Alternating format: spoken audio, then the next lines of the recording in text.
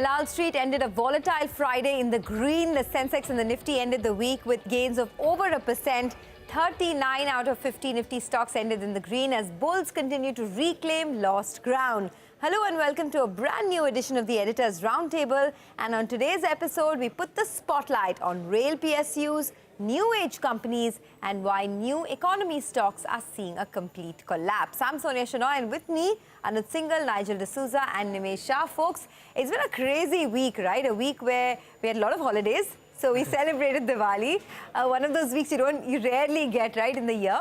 But apart from that, the bulls have had their firm grip on this market. And one thing is for sure, that some of these crucial levels, like say the 50-day moving average, is something that the market is holding on to very tightly. Yes, and Sonia, you were not there 2 weeks back. I was making this point that whenever you have this kind of FI shorting, and retail long, it's the retail which actually trumps over FIIs, and we've had a 1,000-point Nifty rally since that point. I think 16,800 to 17,800, and that's why I didn't like the fact that this time we're starting with FIs actually on the long side and also buying in the cash market, because actually if we keep calling FI money as the smart money, but the recent evidence, just the recent evidence of last 3 years is that this particular FI money is actually dumb money, because it's really comes in when the market's near its top and it's actually exiting when the market's at the bottom. So I think that's really been for me the fascinating bit, that the Indian domestic retail investor, of course retail also includes HNI, is really making himself count and is really beating FIs, because that gives you a nice feeling about your own market. Our market clearly right now is showing two factors. It's a combination of democracy plus demography. I think for a lot of investors, this is the combination that's trumping over everything else. Yeah. So Sonia, you rightly pointed out that we've seen a 1,000-point rally in the October series, but towards the fag end of the series, the market has become very narrower. Yeah. We are seeing very selective stocks doing well. So and that could be the trend in the November series. While technically we may see a breakout, but again the overall feedback is look out for individual outperformance, because you might not get a big move in the Nifty and in the Bank Nifty, but there are individual stocks which may do well. So I guess that's what the key would be. A lot of individual stocks may do well, and not the overall markets may do well. So that's something to watch out for. It's getting narrower and narrower.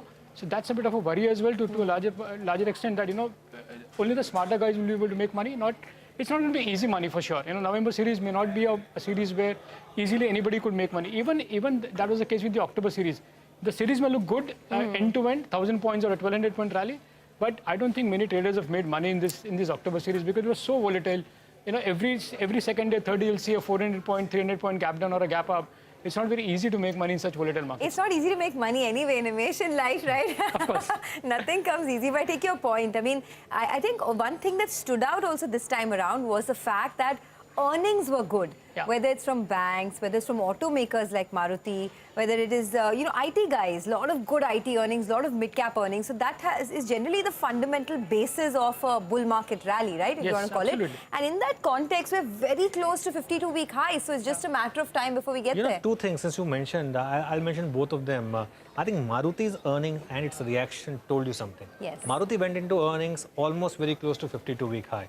Any other day, normally, regardless of what kind of number it comes out with, it would have seen a decline. And it's not as if the Maruti numbers beat expectations by a lot. They were just inline numbers. Not even a beat in the numbers, it's just inline numbers.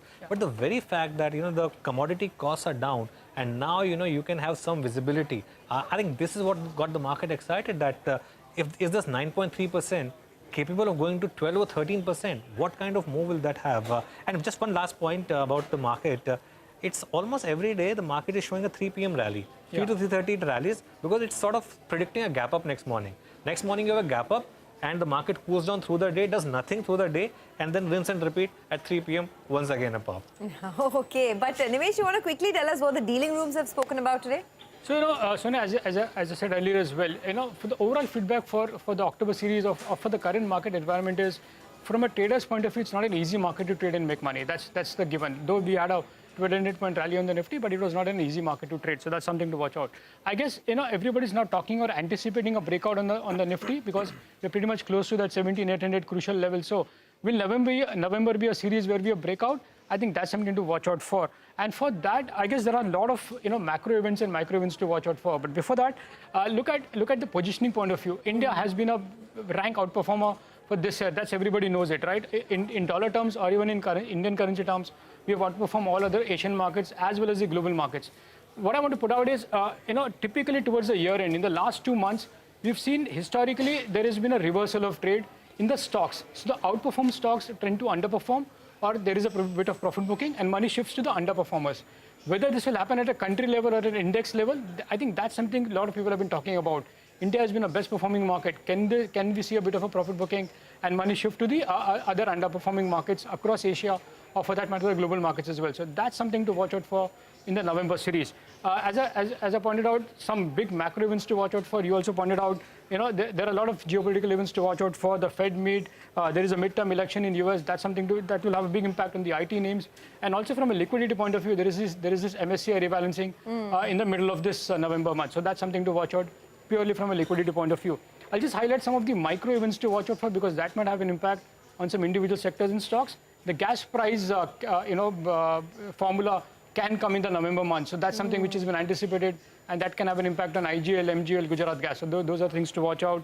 Real auto sales will come out. The festive season sales will be very important, not only for autos, but for the other sectors like real estate as well. So I guess those are the things to watch out in the November series. Okay, and we were also talking about strong earnings post-market hours on Friday. You had good earnings from Dr. Reddy's as well. Very good margins, 30% plus and beating street estimates. So we'll react to that on Monday. But Nigel is going to talk about the big story of the week, which was the new age companies which listed on the bourses will see their lock-in period end in November, and there could be a lot of supply that kicks in. Nigel, over to you. Well, I'll just hop across to the big wall, to address this. As the header suggests, we're talking about November rain. No, we're not talking about the Guns N' Roses song. It's basically, the fear is there's going to be fresh supply that comes into the market.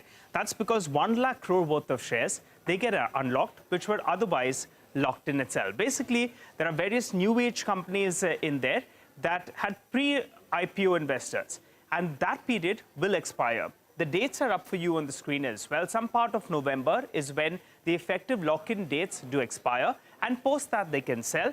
And you'll say, well, but all these stocks, they're not given any returns. The point is that these are pre-IPO investors. So they are sitting in, big returns, some of them at least. Case in point being a Nykaa. On Nykaa itself, there have been some of those pre-IPO investors that have got shares at around 200 rupees. So they are still making 5 times of what they already put in. So there'll be that temptation to maybe book out, maybe reallocate that money as well. So we'll have to keep an eye out on some of these counters in there. Let's break it up for you then. The total quantum I said is 1 lakh crore, right? So we'll break it up in 2 pieces. One is Nykaa. They have close to 32,000 crores of supply that could potentially come in.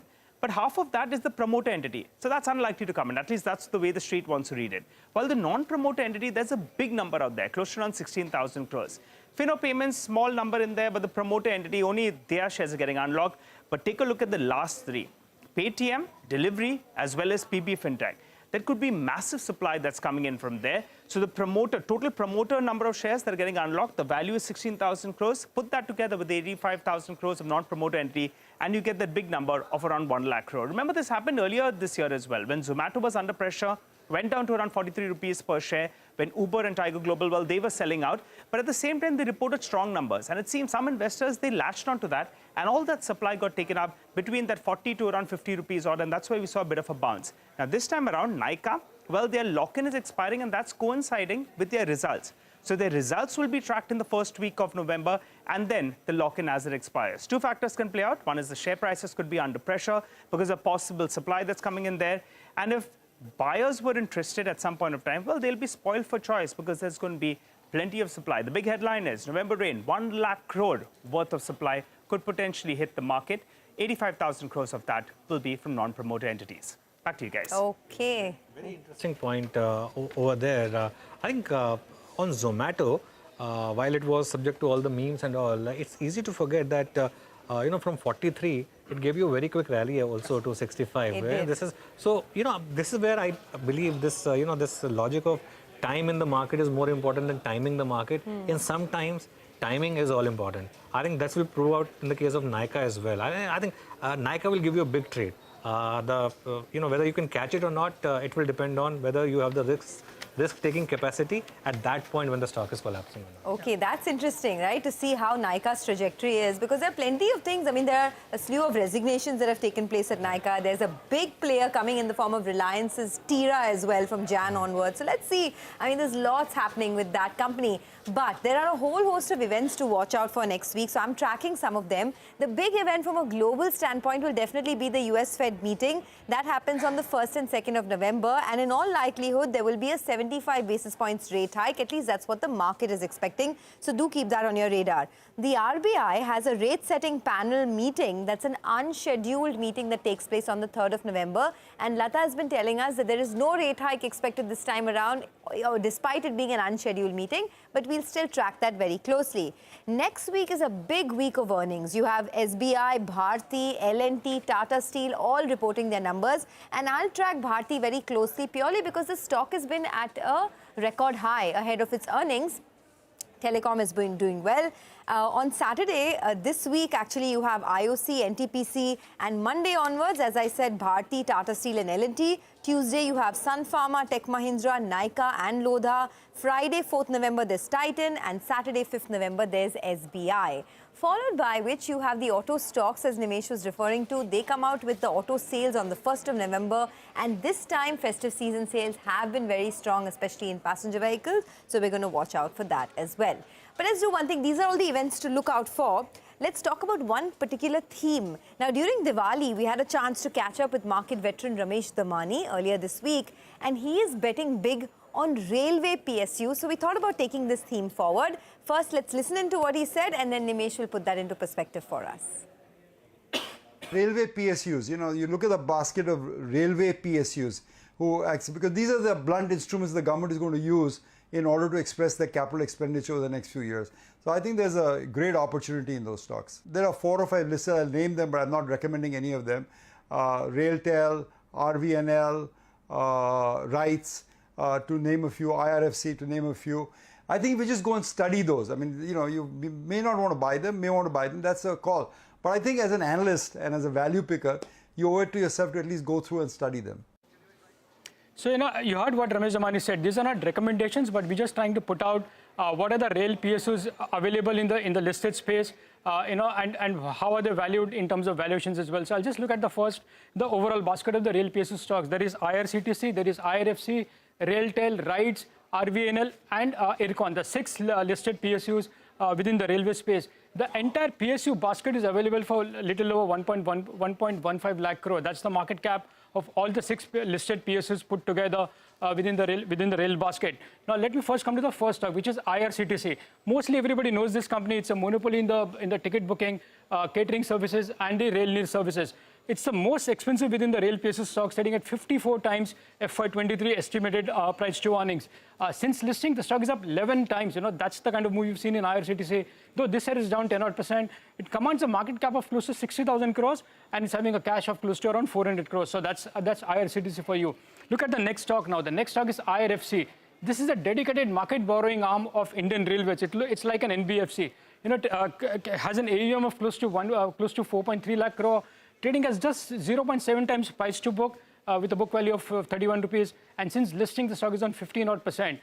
If you look at this year, the stock is on 4%. The current market cap of IRFC is close to 28,000 crores. And even that is having a cash of close to 150 odd crores. So that's IRFC. Third stock, that is Railtel Corporation of India. This is among the largest neutral telecom infra provider in India. They have an exclusive rights of over 67,000 route kilometers for the railways. Now, if you look at the valuation, trading at 17 times price to earning. Since listing, the stock is up 20%, but this year, the stock is down 3.5%. So that's Railtel for you. Look at the next stock, which is, RVNL. Okay, RVNL, it's basically an infra project execution company. Again, a zero-debt company, undertakes all the projects in terms of financing and implementation of the infra projects within the railways. Trading at just 7 times price to earnings. Dividend yield of close to 7 to 8%. Since listing, the stock is up 2 times. This year, the stock is up 13%. What is interesting is it's commanding a market cap of little over 8,000 crores, but having a cash of close to 4,500 crores. So that's RVNL. Now, the next stock is RITES. Again, it's an engineering consultancy corporation for the railways, trading at 12 times price to earnings. Since listing, this stock is also up almost 2 times since listing. This year, the stock is up 45%. Again, commanding a market cap of 9,000 crores, cash-rich company having a cash of close to 800 crores. So that's right. Now look at Aircon. That's a construction of infrastructure. Again, it's trading at just 7 times 1 year forward earnings. Current order book of this company is close to 42,000 crores. And if you look at the market cap of this company, it's just close around 4,000 odd crores. Since listing, the stock is down 10 odd %. And again, having a cash of close to 1,200 crores. So all these 6 PSUs are sitting on good cash. So these are the 6 companies which are listed within the rail PSU basket. The entire basket is available for just less than 1.15 lakh crores. So that's the number for you. No recommendations, as even Ramesh Zamani put it out. It's just the data and the valuations that I've put out within the rail basket. Over to you, Sonia. Okay, looks like a railway station there, right? With all those, with all those station signs. Okay, thanks a lot for that, Nimesh. But this is really a space that's hotting up. So we'll do one thing. We'll take a quick break on that note. When we come back, Shivani Sirkar Kurian of Kotak Mahindra AMC will be with us.